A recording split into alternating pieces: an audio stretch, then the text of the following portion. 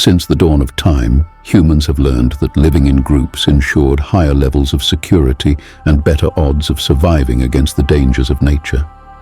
Large villages were built to lodge an ever-increasing number of people. As the ages passed, the villages turned into prosperous and bustling cities. To protect the cities, giant walls were built around them.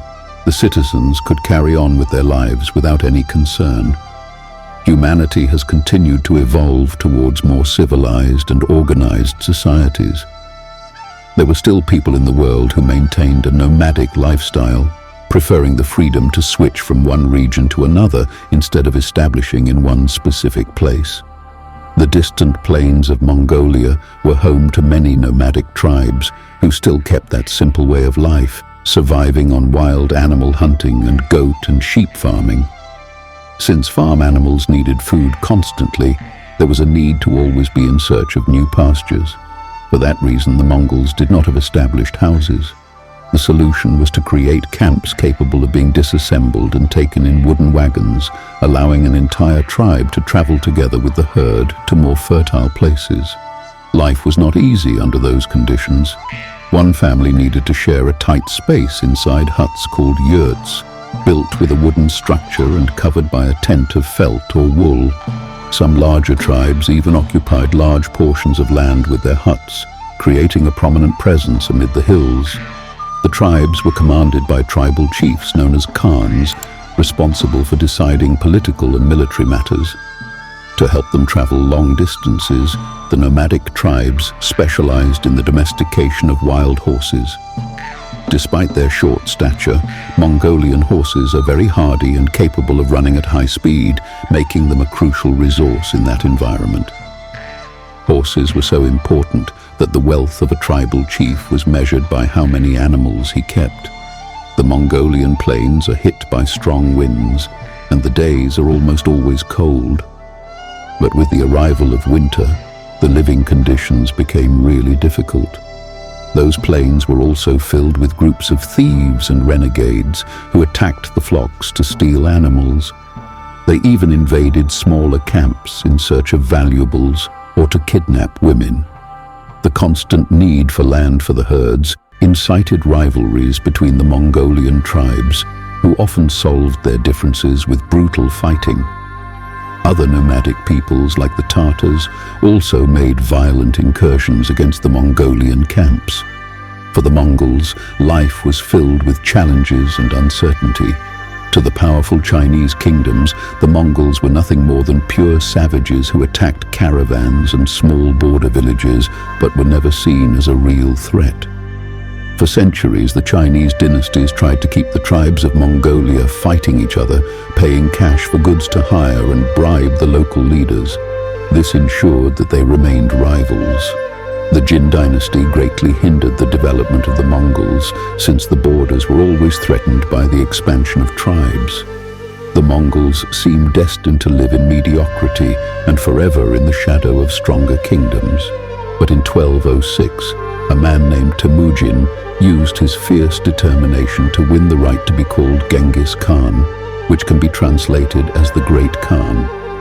Genghis Khan launched a campaign to unify the tribes. Those who refused to join him were put to the sword. Gathering a large number of warriors, Genghis Khan marched towards the proud Chinese cities. At that time, China was not a unified kingdom. It was divided into three great dynasties. The Tangut dynasty controlled the northern portion of Chinese territory.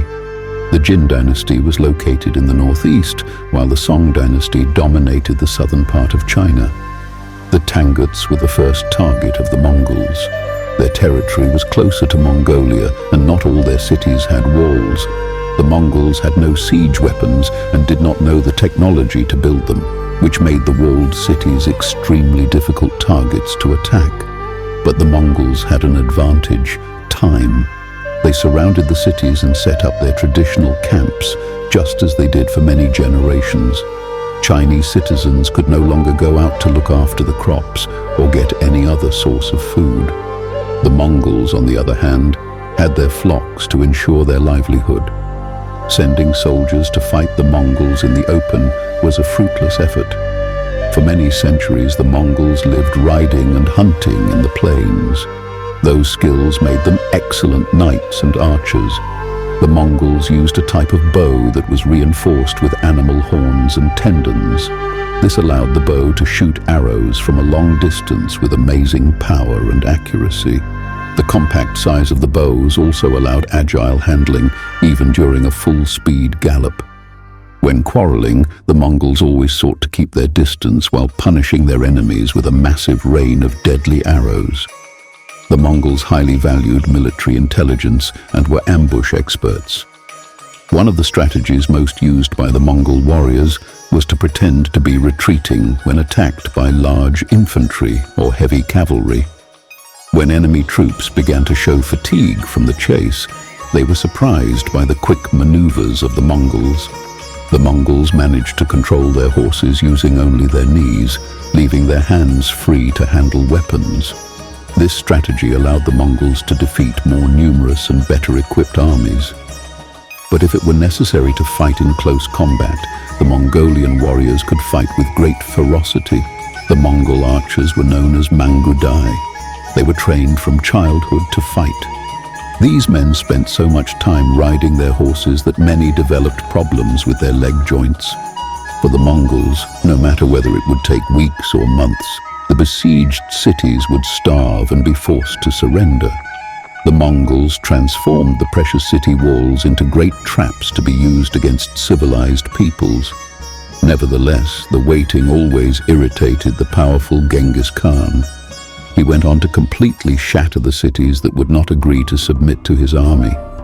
Maybe because they were subjected to a difficult and hostile life, or out of contempt for civilized peoples, the Mongols showed no mercy to their enemies. Taking prisoners was seen as something useless by the Mongols. They had no prisons and would have to feed more people. It was an unnecessary problem. It is estimated that about 30 million people lost their lives during the Mongol invasions in China. Cities were plundered and reduced to ashes, leaving a trail of devastation everywhere.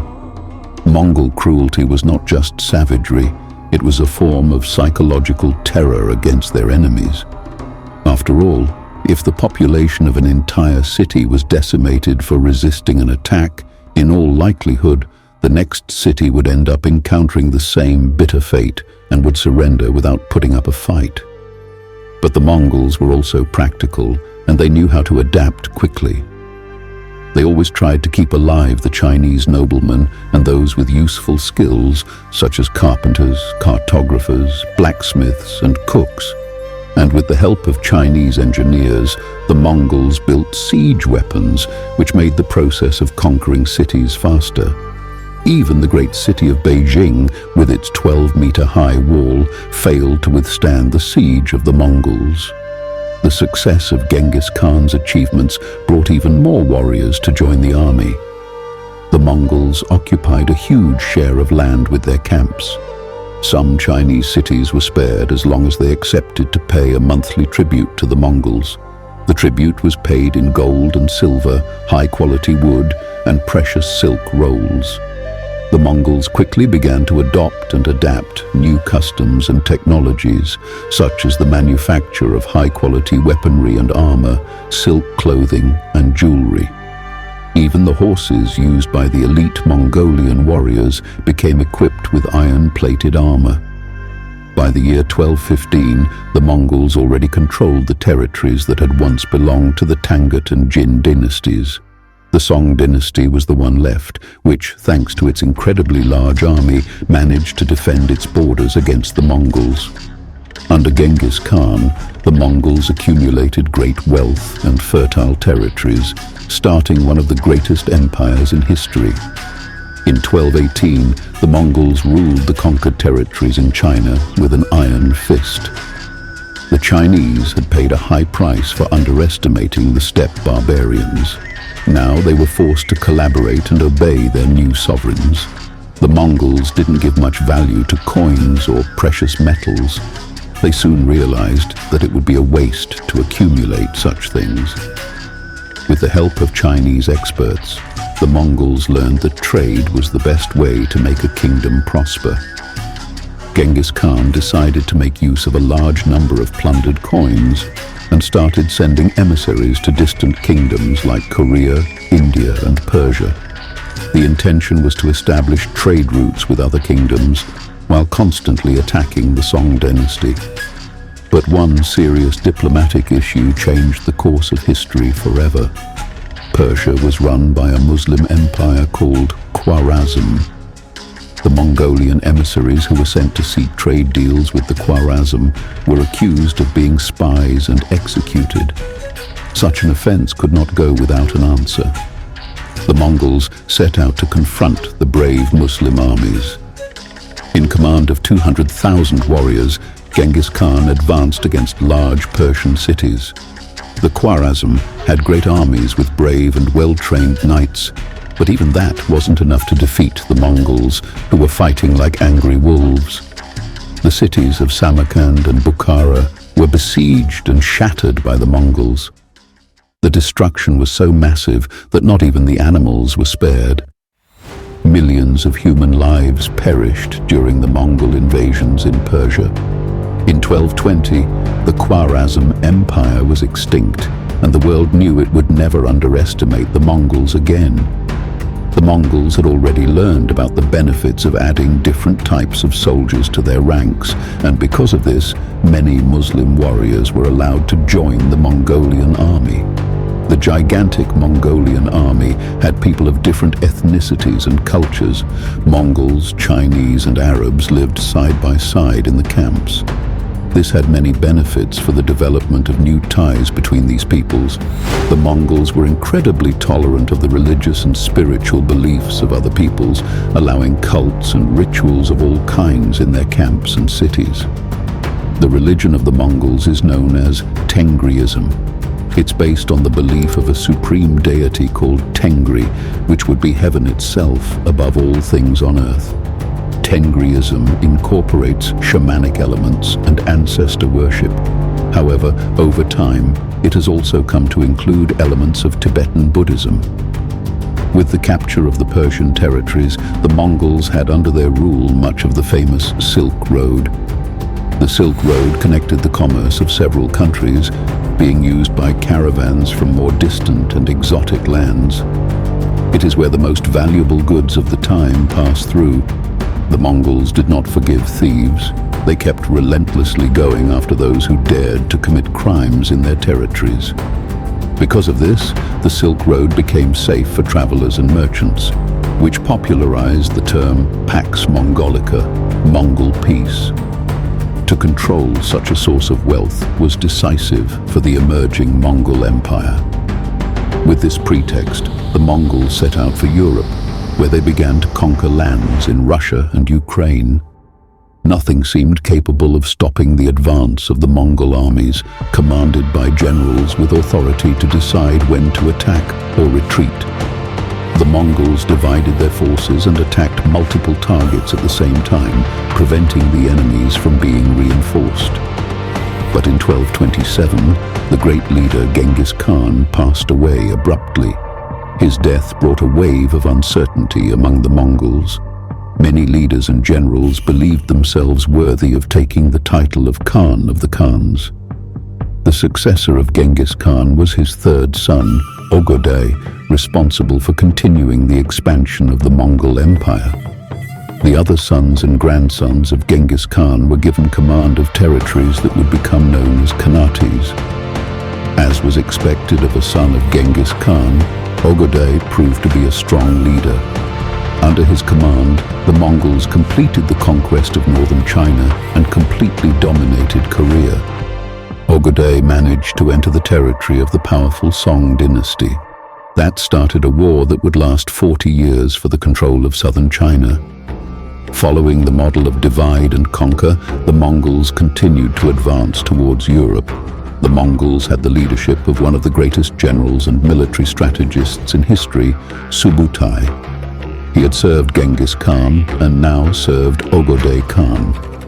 Subutai was a man of simple origins, but thanks to his achievements on the battlefield, he managed to rise to the rank of great general of the Mongolian nation, and is said to be even a personal friend of Genghis Khan. Subutai lived up to his reputation. Together with other generals of the Mongolian army, he led an invasion against Russia. That, in itself, would be an act of courage, given the vastness of Russian territory and its history of having brutal warriors. But Subutai was not a common general, and neither were his tactics. Subutai invaded Russia in the middle of winter, progressing with his troops in temperatures below zero. The achievement was only possible thanks to the outstanding resilience of the Mongol warriors. The Russians fought bravely, but were unable to stop the Mongolian war machine. In 1240, the great city of Kiev was taken and plundered. Poland, Hungary, and Romania were the next kingdoms to fall. Not even the European knights, veterans of the Crusades, could answer the Mongol archers. The other European countries were already preparing for the inevitable invasion, desperately trying to send emissaries to negotiate with the Mongol leaders. But the Mongol Empire suffered another unexpected blow. In 1241, Ogode Khan passed away due to alcoholism. As the Mongolian customs dictated, all the leaders of the nation had to gather to elect a new sovereign. This spared the rest of Europe from being annexed by the Mongol Empire. The election was presided over in the capital of the Mongol Empire, the city of Karakorum, which had been built in Mongolia. The death of Ogode revealed the ambition of many nobles in Mongolian society. In the following years, there was an intense succession of leaders who fought for the title of Great Khan. That fueled armed conflicts among the Mongols. The great Mongol Empire was already showing its first signs of instability. Years went by, and disagreements among the noble Mongols continued to weaken the empire. Then, one of Genghis Khan's grandchildren, the famous Kublai Khan, defeated his younger brother's troops and claimed the title of the supreme leader of the Mongolian nation. The empire was divided into four major khanates. In 1271, the Yuan dynasty was founded by Kublai Khan and commanded the territories of China and Korea. Chagatai, the second son of Genghis Khan, founded his empire in northern Afghanistan, which was called the Chagatai Khanate. The Golden Horde Khanate controlled much of Russia and Hungary and was founded by Batu Khan. The Ilkhanate was centered in Persia and was commanded by Hulagu Khan. Kublai Khan conquered the last Chinese territories that resisted Mongolian domination. He became the first foreign emperor to rule all of China. As a child, Kublai was educated under the customs of the Chinese court. Soon, he became an educated man and enjoyed the luxury of civilized life, which was seen as a weakness by many traditionalist Mongol leaders. Kublai Khan's government was plagued by riots and political conspiracies. His territorial administration was not having good results, and uprisings frequently broke out at different points in the empire. In an attempt to fortify his position as leader of a warrior nation, Kublai wanted to conquer new territories, turning his attention to Japan. Compared to the Mongol Empire, Japan was a small and poor country. It looked like an easy target to conquer. Using Chinese boats, the Mongols assembled a large fleet and set sail for the Japanese coast. But they did not expect a sudden weather change. A strong typhoon hit the Japanese sea, and the Mongolian squadron was shattered. Their boats capsized or crashed into each other, causing the death of thousands of warriors in the turbulent waters. The Japanese baptized those strong winds of kamikaze the divine wind. They considered that only divine intervention could protect Japan from being enslaved by the Mongols. In 1281, the Mongols crossed the sea yet again to attack Japan. This time, however, the Japanese navy was prepared and managed to block their progress. The few Mongol ships that arrived on Japanese beaches did not have enough warriors to defeat the samurai. Inspired by the need to defend their land, they fought with brutal determination. Kublai's reign suffered a major hit after the disastrous attacks against Japan. Slowly, the Mongol Empire began to crumble. The lack of an organized leadership opened space for revolts and the emergence of new kingdoms, which started to expel the Mongols from their old lands. The Mongol Empire officially lasted until 1368, when it finally dissolved. Most Mongols returned to their homeland as nomads. Even nowadays, there are still many people who lead a simple life in the Mongolian steppes. But their stories will always keep alive the pride of their ancestors, preserving the legacy of having one day covered the sun with their arrows and made the earth tremble under the hooves of their horses. History is full of secrets, legends, and forgotten truths. If you want more uncovered, like and subscribe. There's a whole world of the past still waiting to be discovered.